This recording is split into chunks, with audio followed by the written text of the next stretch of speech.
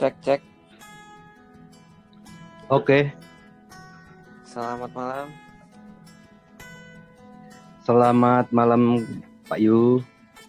Hari ini kita membahas tentang bangkrutnya bisnis pulsa bersama narasumber kita, Mas Anggi Nugroho, seorang entrepreneur muda yang sepertinya gagal oleh temannya sendiri.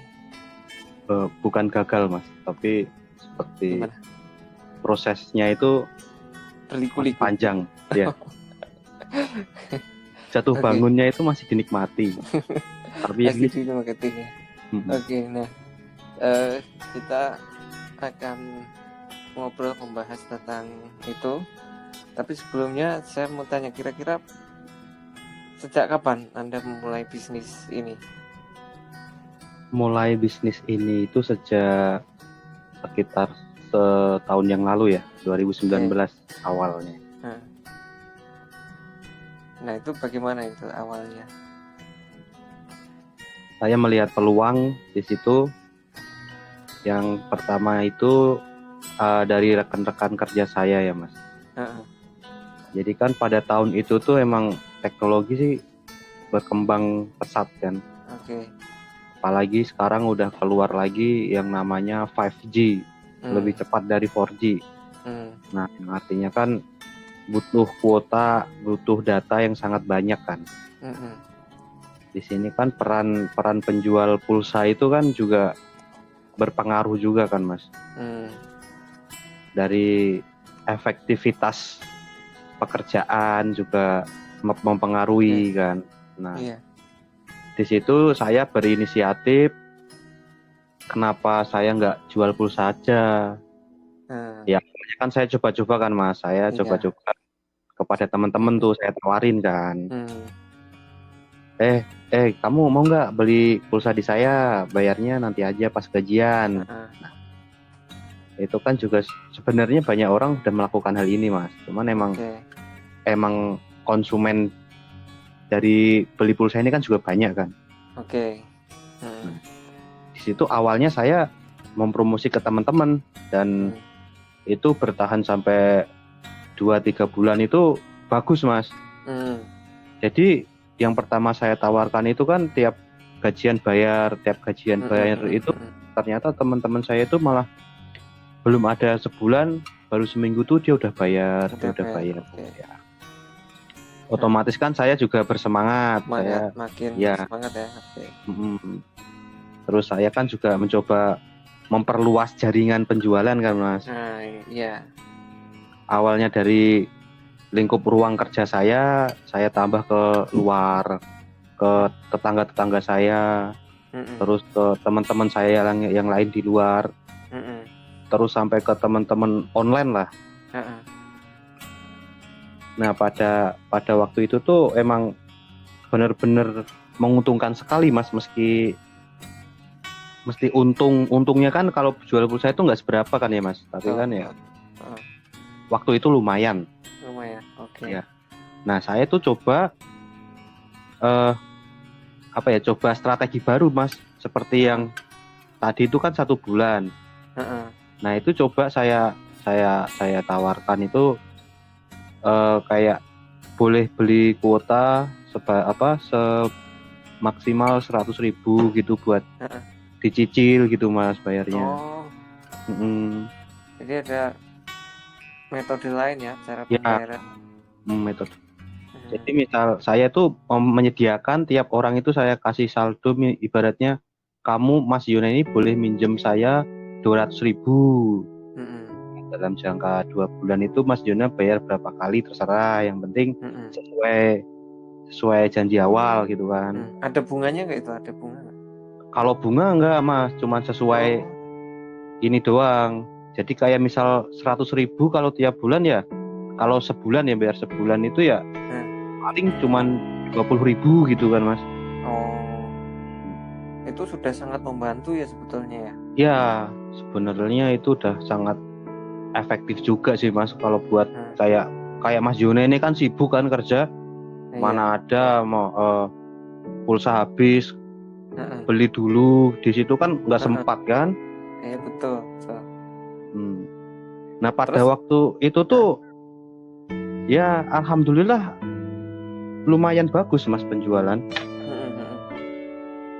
Terus sampai pada awal tahun ini ya, tahun 2020 kemarin itu gara-gara ini kan mas, jadi saya juga kena akibat akibat pandemi ini kan. Awalnya tuh dari yang teman-teman saya yang utang yang yang Desember Januari itu kan lumayan banyak mas tuh. Nyampe itu tuh dibayar dengan janji-janji manis mas. Contohnya gimana itu? Jadi kan gini mas, yang utang Desember gitu kan, nah itu tuh kan harusnya Januari bayar kan dia mas. Iya betul. Januari, Februari gitu, pokoknya dia ada data itu bayarnya itu Februari lah palingnya. Nah pada saat itu tuh yang pertama lumayan banyak sih mas, dulu konsumen saya tuh yang udah jadi bukan member, apa namanya mas, langganan ya, langganan itu lumayan ada banyak. Jadi yang harusnya bayar Januari itu dia alasan mas karena apa, ada pandemi apa itu nggak tahu saya juga, pandemi corona ya mas ya. Ya yang itulah. Ya itu tuh jadi dibuat alasan mas, seperti misal gini, ada satu orang yang beralasan tuh saya nggak ada saya belum gajian, saya belum cair duitnya dari perusahaan gitu-gitu mas. Dan itu juga nggak 1-2 orang, ternyata semuanya yang jadi langganan saya. Entah itu bener apa enggak, saya juga nggak tahu. Dan itu sampai sekarang itu. Nah, dan itu sampai saat ini tuh sampai usaha saya nggak bisa jalan mas. Ya mas. Ditagih belum? Kalau ditagih udah berkali-kali mas, sampai sebelum lebaran itu udah saya tagih. Soalnya ya kan kita juga butuh biaya juga kan mas buat muterin bisnis ini. Nah akhirnya ya sampai bulan Maret kali mas, Maret saya udah bener-bener nggak melayanin lagi. Soalnya emang nggak ada saldo buat kirim pulsa mas. Itu bener-bener limit sekali, dan itu kayak saya tuh blunder gitu loh mas.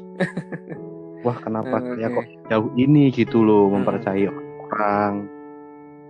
Ternyata ya alur bisnis itu emang sangat nggak bisa diduga-duga ya mas.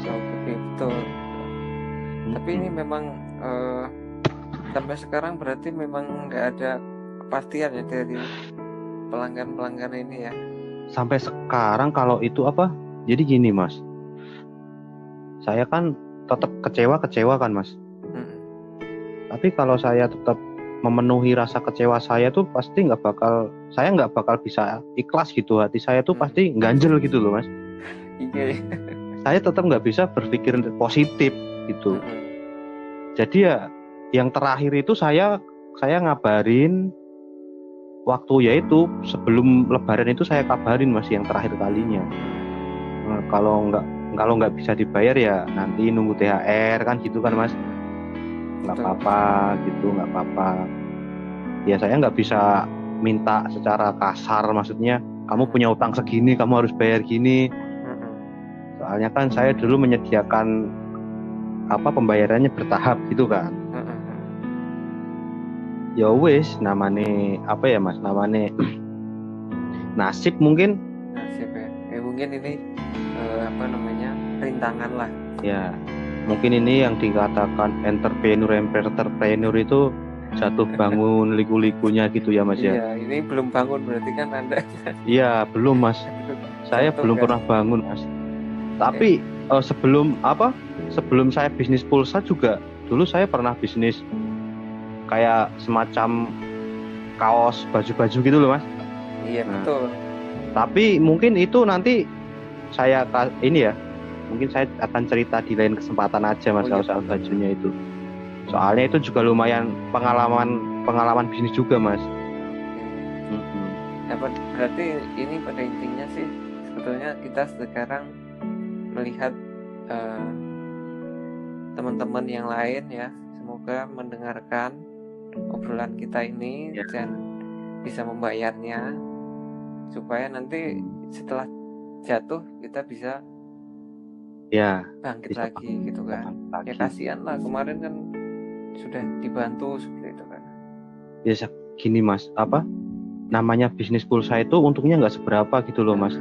Jadi ya mohon teman-teman tuh yang tolong yang sering utang pulsa meskipun bukan ya ke semua orang pasti ngalamin hal itu Mas.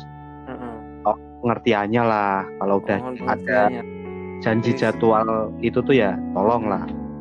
Jadi sekarang buat teman-teman yang suka janji-janji manis membeli pulsa, silakan untuk membayar. Ya, benar sekali Mas. Ya, itu mungkin poin dari obrolan kita kali ini. Mungkin kita nanti bisa sambung dengan obrolan kita yang lebih menarik yang lainnya dan kegagalan yang lainnya, dan juga yang pasti nanti keberhasilan yang lainnya. Oke? Sampai ketemu di lain kesempatan.